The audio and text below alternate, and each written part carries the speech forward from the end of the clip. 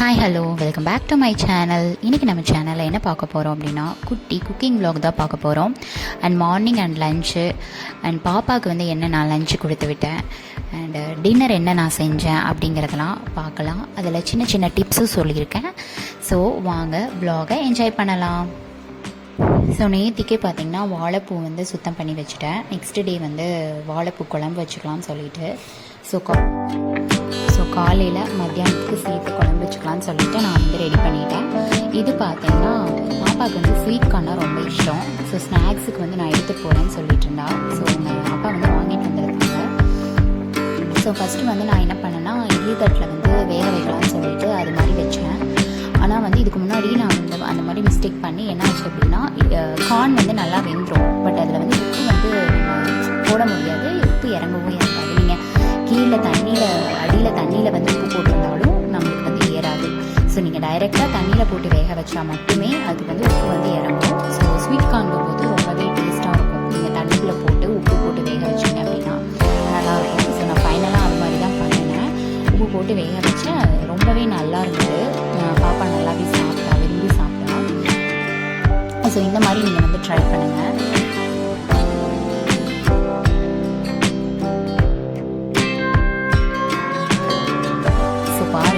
நல்லா கொதிச்சு நல்லா வெந்துருச்சு. ஸோ நெக்ஸ்ட்டு பார்த்தீங்கன்னா வாழைப்பூ குழம்பு எப்படி வைக்கணும்னு பார்க்கலாம். இது வந்து எங்கள் ஊரில் வந்து பார்த்திங்கன்னா ஆட்டி தாளிக்கிறதுன்னு சொல்கிறது, மிளகாட்டி தாளிக்கிற குழம்பு அப்படின்னு சொல்லுவோம்.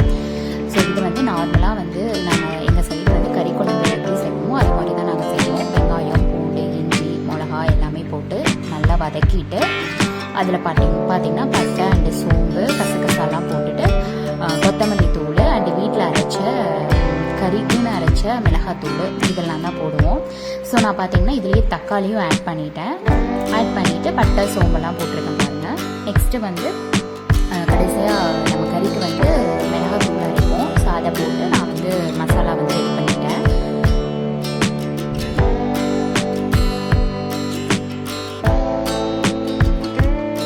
நமக்கு குழம்பு வந்து எவ்வளோ தேவைப்படுமோ அந்தளவுக்கு வந்து நம்ம மசாலா ஆட் பண்ணிக்கணும்.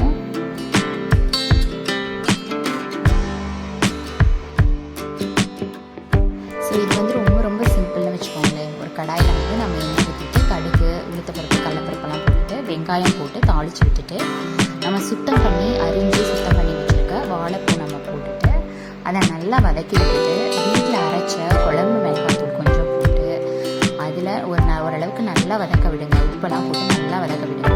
ஓரளவுக்கு நல்லா வெந்ததுக்கப்புறம் நம்ம அரைச்சி வச்சுருக்கோம் இல்லைங்களா மசாலா, அதை போட்டு நல்லா அதோட பச்சை வாசனை வர வரைக்கும் கொதிக்க விட்டு இறக்குனீங்கன்னா ரொம்ப ரொம்ப டேஸ்டியாக இருக்கும். சைவ கறி குழம்பு மாதிரியே இருக்கும். ஷோராக அதே மாதிரி தான் இருக்கும். நீங்கள் கண்டிப்பாக செஞ்சு பாருங்கள். செஞ்சு பார்த்துட்டு எப்படி இருக்குன்னு எனக்கு கமெண்ட் பண்ணுங்கள். கண்டிப்பாக ரொம்ப ரொம்ப நல்லாயிருக்கும். பட் அதுக்கு வந்து வாழைப்பூ வந்து நல்ல வாழைப்பூவாக இருக்கணும். கசப்பான வாழைப்பூ எடுத்துட்டிங்க அப்படின்னா குழம்பே வேஸ்ட்டாக போயிடும். ஸோ வந்து நல்ல வாழைப்பூ, கசப்பு இல்லாத வாழைப்பூ வந்து எடுத்துக்கோங்க. இதில் பார்த்திங்கன்னா மொந்தன்னு சொல்லுவோம். அந்த வாழைப்பூ பார்த்திங்கன்னா ரொம்ப கசக்கும். ஸோ அது தவிர மற்ற எல்லா வாழைப்பூவுமே வந்து நல்லா இருக்கும் தான் எனக்கு தெரிஞ்சு, நல்லா இருக்கும் தான் நான் கேள்விப்பட்டிருக்கேன். உங்களுக்கு வேறு ஏதாவது வாழைப்பூ வந்து கசப்பு இருக்கும்னு தெரிஞ்சால் தயவு செஞ்சு கமெண்ட் பண்ணுங்கள், எல்லோரும் தெரிஞ்சுக்கலாம்.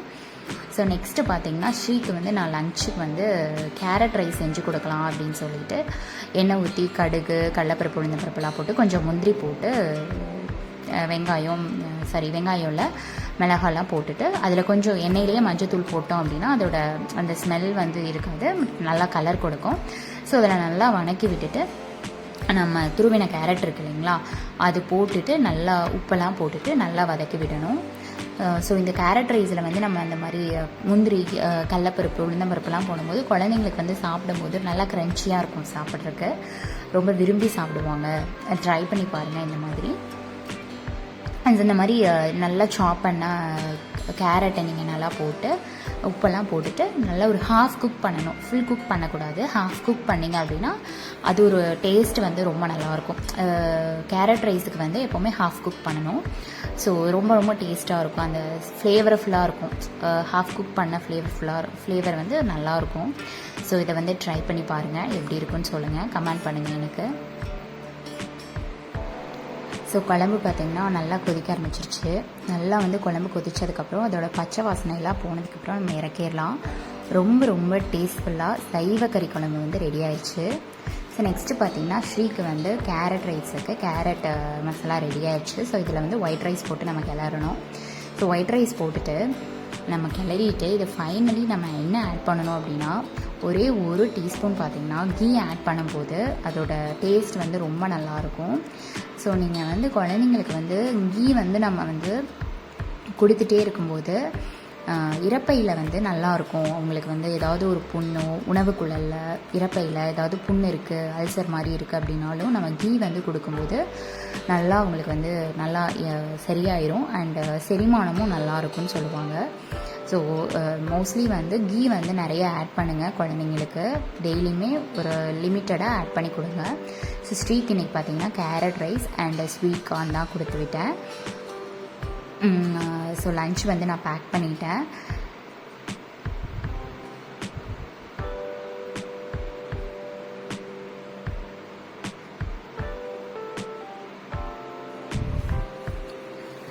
நம்ம வந்து எப்போவுமே வந்து குழந்தைங்களுக்கு வந்து ஸ்பூன் கொடுத்து விட்டுறீங்க அப்படின்னா இதில் வந்து டவலில் வச்சு அதை நம்ம வந்து ரோல் பண்ணி கொடுக்கும்போது அவங்க வந்து பேக்கில் வச்சு தேட மாட்டாங்க, அவசரத்துக்கு வந்து தேட மாட்டாங்க. ஸோ வந்து அவங்க ஈஸியாக வந்து எடுத்துக்குவாங்க. ஸோ பாப்பா வந்து ஸ்கூலுக்கு வந்து கிளம்பிட்டா.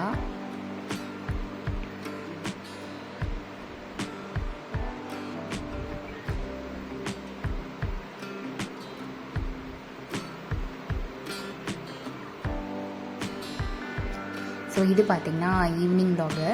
ஸோ ஸ்கூல் விட்டு வந்தோடனே அவளுக்கு வந்து ஸ்நாக்ஸுக்கு வந்து கோவாவும் முந்திரி அண்ட் பாதாம் வந்து நெய்யில் வந்து ஃப்ரை பண்ணி கொடுத்தேன். அது வந்து சாப்பிட்டா. ஸோ நீங்கள் இந்த மாதிரி ஸ்நாக்ஸ் கொடுக்கும்போது அவங்களுக்கு வந்து ரொம்ப ரொம்ப நல்லது, ஹெல்த்தியும் கூட. ஸோ இது பார்த்திங்கன்னா டின்னருக்கு வந்து நான் என்ன செஞ்சேன் அப்படிங்கிறது தான். ஸோ பூரி செய்யலான்னு சொல்லிவிட்டு பாப்பா ரொம்ப நாளாக பூரி கேட்டுக்கிட்டே இருந்தா. சரி பூரி இன்றைக்கி செய்யலான்னு சொல்லிவிட்டு பச்சை பட்டாணி வந்து நான் மார்னிங்கே வந்து ஊற வச்சிட்டேன். அண்டு உருளைக்கிழங்கும் பச்சை பட்டாணியும் சேர்த்து வேக வச்சிடலான்னு சொல்லிவிட்டு அதுக்கு தான் ready பண்ணிகிட்ருந்தேன்.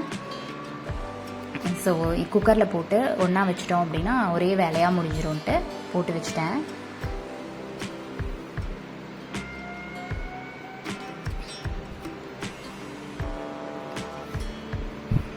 So side by side பார்த்திங்கன்னா ஆனியன், டொமேட்டோ அதுக்கு தேவையானது எல்லாமே வந்து நான் ரெடி பண்ண ஆரம்பிச்சிட்டேன். ஸோ மாவு பிணைஞ்சி வச்சிடலான்னு சொல்லிவிட்டு மாவு வந்து நான் வந்து ஆட் பண்ணேன். நான் வந்து என்ன பிராண்ட் யூஸ் பண்ணேன் அப்படின்னா ஃபார்ச்சூனில் வீட் ஃப்ளோர் தான் நான் யூஸ் பண்ணேன்.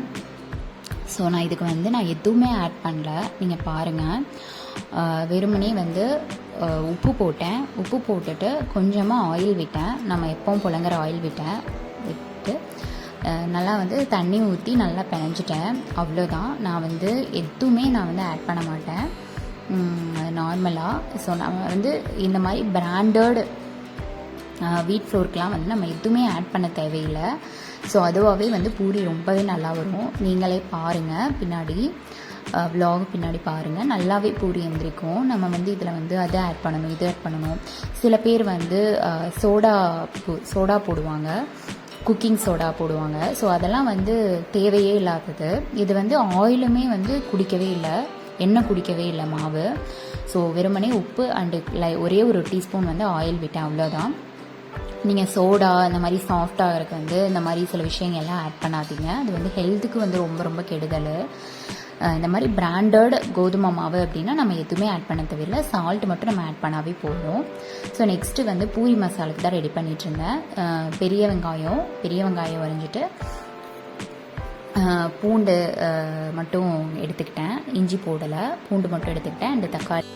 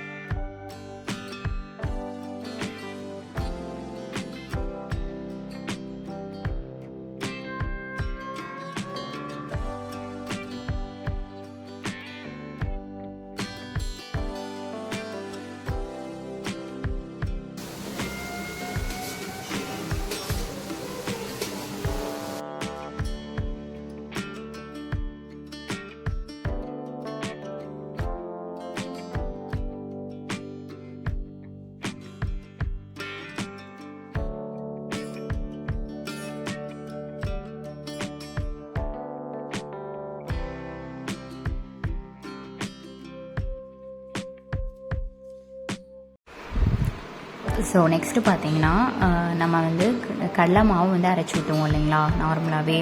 ஸோ நான் அதுக்கு வந்து பொட்டுக்கடலை தான் எடுத்துக்கிட்டேன். பொட்டுக்கடலை, அதில் கொஞ்சம் சோம்பு, கொஞ்சமாக பட்டை இதெல்லாமே ஆட் பண்ணிவிட்டு நல்லா கிரைண்ட் பண்ணணும். நல்லா கிரைண்ட் பண்ணிவிட்டு பவுடர் மாதிரி இருக்கிறதுல வந்து வாட்டர் வந்து மிக்ஸ் பண்ணிவிட்டு நம்ம அதை வந்து ஆட் பண்ணிக்கலாம்.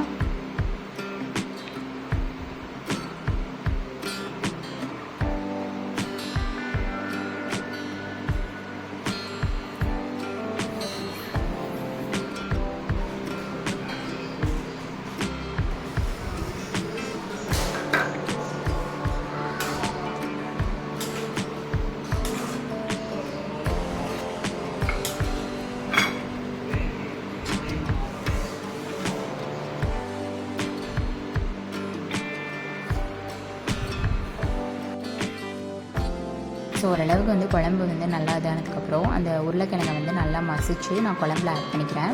ஸோ அப்பங்கும்போது பார்த்திங்கன்னா குழம்பு வந்து நல்லா கிரேவியோட்ட நல்லா தடுப்பமாக இருக்கும். ஸோ அதுக்காக ஆட் பண்ணுறது தான்.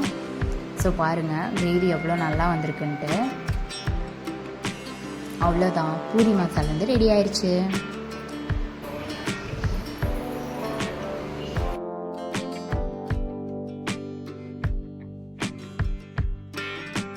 நெக்ஸ்ட்டு பார்த்திங்கன்னா நான் பூரி செய்யலான்னு சொல்லிவிட்டு அதுக்கு ரெடி பண்ண ஆரம்பிச்சிட்டேன். ஸோ பூரி ஆகட்டும் அண்டு அப்பளம் இந்த மாதிரி எல்லா ஐட்டத்துக்குமே ஆயில் வந்து நல்லா ஹீட் ஆகுது அப்படிங்கும்போது நம்மளுக்கு வந்து பூரி வந்து உப்பெல்லாம் வரும். ஸோ அதனால் வந்து நல்லா ஹீட் பண்ணிக்கணும். ஹீட் பண்ணதுக்கப்புறம் வந்து நம்ம வந்து பூரி வந்து போடும்போது நல்லா உப்பலாக வரும். ஸோ பாருங்கள் எவ்வளோ நல்லா உப்பலாக வருதுன்னு சொல்லிட்டு.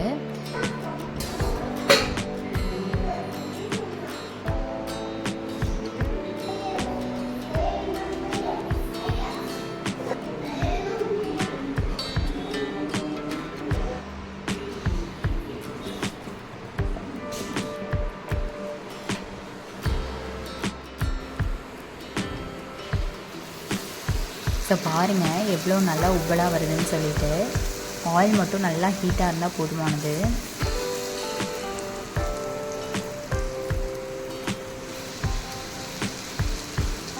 ஸோ பாருங்கள் எவ்வளோ அழகாக வந்து பூரி வந்திருக்குன்ட்டு. ஸோ ஸ்ரீக்கு வேணும்னு சொல்லிவிட்டு நான் ஃபஸ்ட்டு பூரியை அவளுக்கு தான் போட்டு கொடுத்தேன். அவள் வந்து சாப்பிட்டா. ஸோ அடுத்து வந்து என்ன டார்ச்சர் பண்ணிட்டா, நீங்கள் தான் வந்து ஊட்டணும்னு சொல்லிட்டு சரி ஓகே அப்படின்னு சொல்லிவிட்டு நான் உட்காந்து ஊட்ட ஆரம்பிச்சிட்டேன். ஸோ ஃபைனலி வந்து நாங்கள் பூரியெல்லாம் சாப்பிட்டு நாங்கள் அந்த டேவை வந்து ஃபினிஷ் பண்ணிட்டோம். ஸோ நீங்களும் வந்து என்னோடய வ்ளாகை பாருங்கள், பார்த்துட்டு எப்படி இருக்குது என்னென்னு கமெண்ட் பண்ணுங்கள், ஷேர் பண்ணுங்கள், லைக் பண்ணுங்கள், சப்ஸ்கிரைப் பண்ணுங்கள். Thank you all.